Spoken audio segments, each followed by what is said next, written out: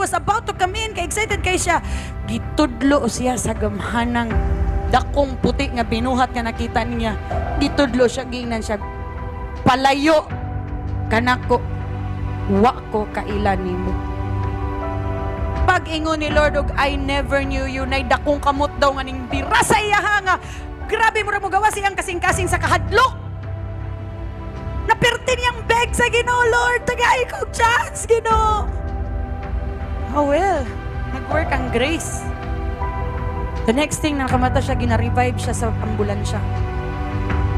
6 months after he recovered, he testified in the church. And with all boldness, naingon siya sa tao, sa crowd, sa congregation.